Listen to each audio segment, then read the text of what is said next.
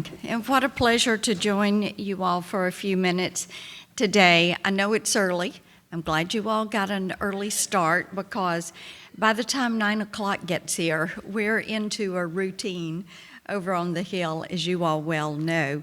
But I'm so pleased to talk with you for a few minutes about digital assets and emerging technology and some of the things that we see happening in this space. As you all know, the president exercised an executive order that put in place the Bitcoin reserve, that strategic reserve. We think this is an important step. It was a good, solid step, and it followed up on some commitments that he made when he spoke last year during the campaign at the Bitcoin conference in Nashville.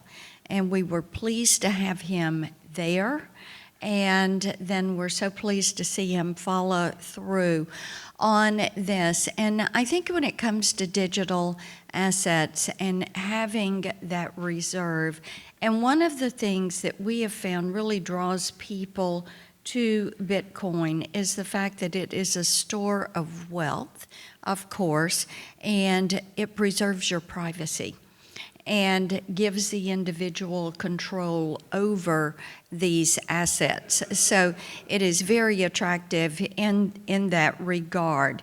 And because of what we have seen from financial institutions of late, where people were being debanked, where they were losing access to funds or being forced to move those relationships, this is something that has helped to cement in the mind of so many entrepreneurs the importance of having some diversification and beginning to look at and incorporate those digital assets into their planning. And as people look for that control, they're coming to us. So yes, indeed, we do have the Bitcoin Act. Senator Lummis, as you all know, has the lead on that legislation. And then we also have some tax provisions that we're working through at Finance Committee, and Senator Lummis and I are working on those. I've been pleased to engage her in some of the conversations that we have, that we're focusing in on how we would handle these provisions. Now, one thing I do think is vitally important, and I know you all are DC based and focused, but I don't think the future of digital assets are going to be decided here. I think you're going to see this in places like Nashville, where we have Bitcoin Park. And when it comes to emerging technology and integration and utilization of those technologies, that type work is taking place every single day at Bitcoin Park, at One City, at places like that in Nashville, and I'm sure in other cities that are focused on how you incubate these ideas and concepts, and then how you move those through development and into commercialization and utilization. So the innovators that are working in this space are the ones that will really kind of guide what happens legislatively, because legislation is out of date by the time the ink is dry on the signature, and technology moves so much faster. So through this entire emerging tech field, it's going to require us to be light touch as we look at this, to put in place guardrails, but not to legislate to a specific technology or a specific delivery system. In addition to that, and fostering that incubation and innovation, you have to have the infrastructure to support this, which means quantum computing. is going to be vitally important. We have Chattanooga, Tennessee, that is building out the first commercial quantum network. And the electric power board there has had the lead in that. We are seeing also some shared research work with Chattanooga and Oak Ridge and University of Tennessee and Vanderbilt University as we look at developing utilizations for these technologies. And of course, quantum is going to be the rails that a lot of AI is going to be riding on. I'm pleased to lead the quantum initiative at Senate Commerce Committee and try to get our National Quantum Initiative restarted and pushed back to the front so that we are looking at competitors and adversaries and what they're doing in this space. We do not want the U.S. to fall behind when it comes to quantum, when it comes to AI, when it comes to digital assets. So reinvigorating that quantum initiative and then looking at those utilizations, looking at AI.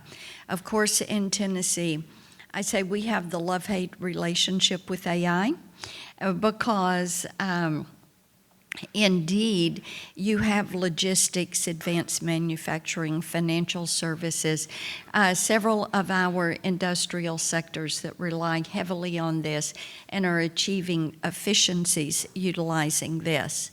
At the same time, we have the richest creative community in the country. And we have more songwriters per square inch in Nashville, Tennessee than you find anywhere else on the face of the earth. We have a lot of TV producers, a lot of movie producers that call Nashville home, that creative community there. And the scraping that is done by some LLMs and pulling in creative works, whether it's songs, whether it is movies, or things that are being done by online preachers and teachers and human resource trainers and sales trainers. All of these are seeing their name, image, likeness scraped and used. And this is why we have the No Fakes Act and are pushing for passage of the No Fakes Act to protect that creative community. All of this, whether it's quantum or AI or digital assets, requires energy. And as we see with Bitcoin, more mining, more stacking, what we have in Tennessee is the need to push forward on energy development. Of course, TVA and Oak Ridge are hard at work on this. We're looking at fission and fusion as we look at energy generation, SMRs and microreactors. We have great companies, whether it is Kairos or Oklo, or even some of the old standards that are less agile, like GE, Hitachi. We're looking at how you push forward with that next generation of power generation and how you can localize that generation, but that ready energy source, that water and energy source combination for data centers, which is what we're seeing in the Memphis area with XAI. They have their first data center operational.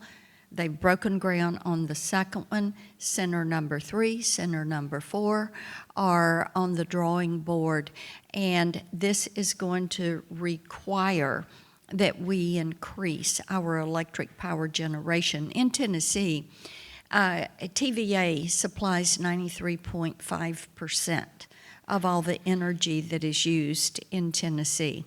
And because of this, we are focused on them and their generation outputs and capacity, because with the projects that are expanding in our state, that are coming to our state, we know that TVA needs to generate 30% more energy than they're currently doing by the time we get to 2030. So all of this emerging tech is going to take an incredible amount of energy. And of course, we want to capture as much of the digital asset, the Bitcoin, the mining into our state as we possibly can. So think Tennessee, come see us, and thank you all so much for having me join you for a few minutes this morning. Thank you.